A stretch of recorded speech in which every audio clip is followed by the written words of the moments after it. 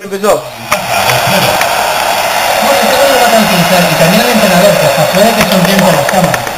Lo único que tienen que hacer es administrar la ventaja ya. Me pareció intencionado. Chicos, ¿estudiaron? No tuvimos tiempo. ¿Qué tienen que estudiar? Oligarquía. Bueno, déjense de joder y pónganse a estudiar. Ahora voy a llamar a alguien para que los ayude. ¿Qué pasa? No, te llamé para ver si lo podías ayudar a los chicos que tienen que estudiar sobre la oligarquía. Ah, ¿y en qué tiempo están? Entre 1870 y 1914.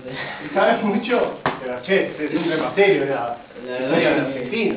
La verdad que un quilombo y no entendemos nada. Si yo está aquí en la carpeta. Expansión y crisis del capitalismo. Bueno, ustedes tienen que saber que en 1870 todo comenzó. Las grandes exportaciones Bueno, comenzaron. esperá que te interrumpa, pero ¿qué es la oligarquía? Bueno, la oligarquía significa, la palabra oligarquía ya empieza a significar gobierno de pocos. Cuando muchas personas son representadas por muy pocas, cuando se hace ese pequeño grupo se queda con todo el poder, a esto se le llama una oligarquía. Hay otra cosa que me hicieron preguntar. Sí, ¿y cuál fue la situación de la oligarquía en Argentina? Bueno, en Argentina, el mayor ejemplo de la oligarquía fue el fraude electoral. Se apoderaban de todos los votos haciendo fraude de las elecciones y así se quedaban con el poder. Estuvieron un montonazo de años hasta que la ley Sáenz Peña lo sacó del poder. ¿Algo que más quieran? ¿Y cuál fue la posición a la Bueno, oligarquía? en Argentina, a ver si lo tienen acá, bueno, surgieron dos grupos, los sectores medios y los obreros.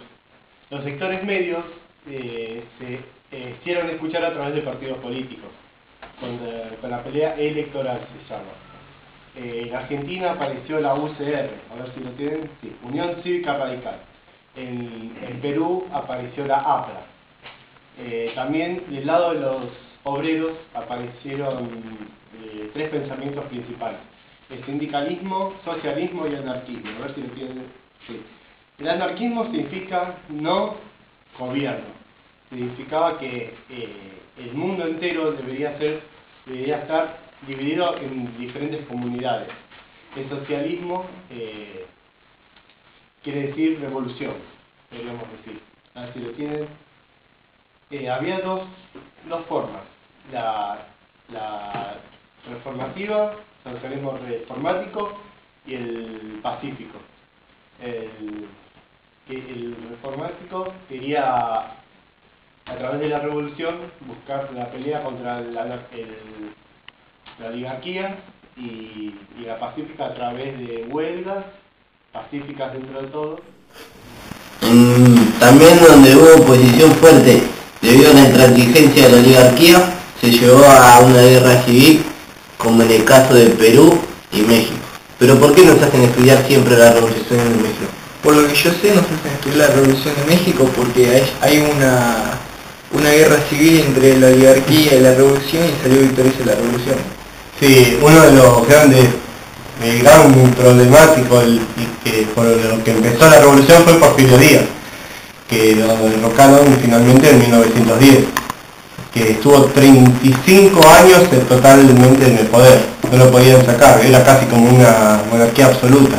Por eso el pueblo mexicano se alzó en armas y pudieron sacar. En 1880 empezó el periodo oligárquico en Argentina, hasta 1916, que con la ley Sáenz Peña se fue. Gracias a que se creó la ley Sáenz Peña, como dijimos, se pudo eliminar a la oligarquía del poder. Llegaron al poder partidos políticos más populares. Bueno, vamos a empezar bien, a profundizar bien desde la Argentina. ¿Sabían que antes Wilde era todo campo? ¿No sabían? Ah, él sí, vos sos más viejo. Y después a los indígenas se les sacaron todas estas tierras, pero a la fuerza, con la llamada campaña del desierto. Los terratenientes buscaban tierras y mano de obra. Pero no firmaron finalmente con la campaña de Roca.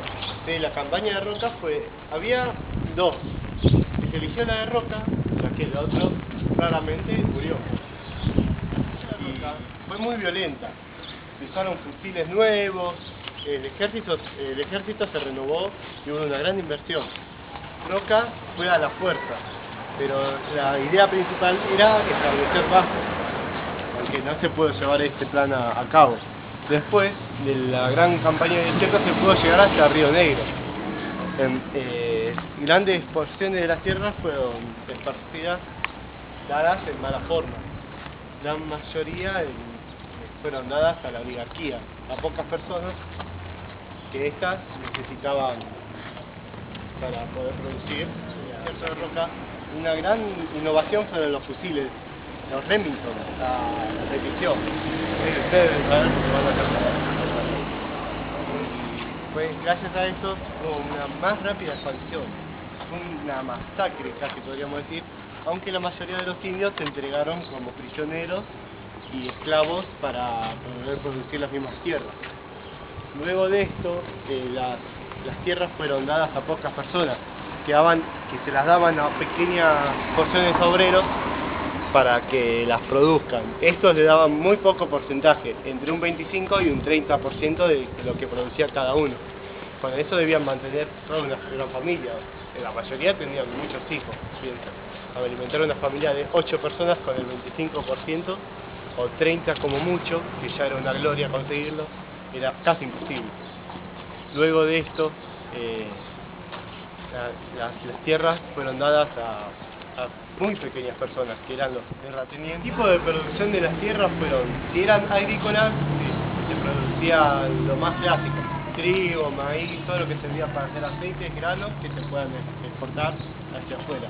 Argentina comenzaba a ser el gran granero del mundo. Esa es una gran frase que se puede escuchar. Después, para la parte ganadera,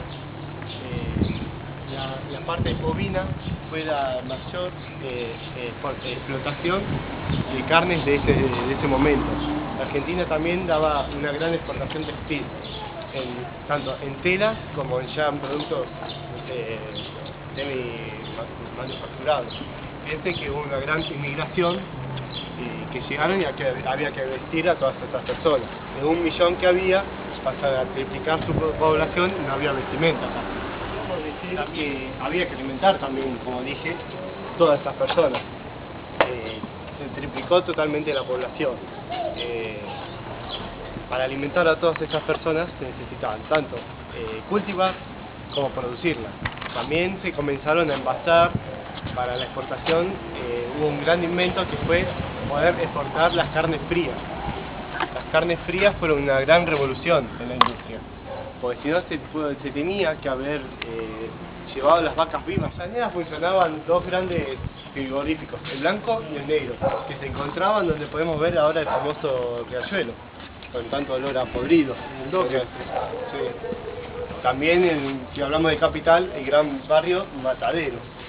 Estaban los más grandes frigoríficos de Latinoamérica, ya podríamos decir. Luego, en toda Argentina comenzó a haber una gran expansión de los ferrocarriles. La gran expansión logró que los extranjeros que llegaban puedan repartirse mucho más a través de las tierras. Esto surgió... En 1914 nos vino la primera gran crisis, la guerra mundial, la primera guerra mundial. Sí, en 1914 bajaron todas las exportaciones desde Europa. Argentina aprovechó totalmente esta crisis, tanto para traer gente por la inmigración, que entraron millones y millones de personas, tanto para poder empezar a producir y vender. Y tanto también comenzaban a venderse más desde Argentina, pero más internamente, ya que debían abastecer todas las personas. Luego, la gran expansión de ferrocarriles también ayudó a esto.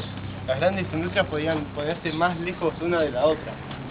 En Wilde, en la Segunda Guerra Mundial, si nos adelantamos un poco, se abrió una gran papelera que se encuentra en el Sari, Cadorna.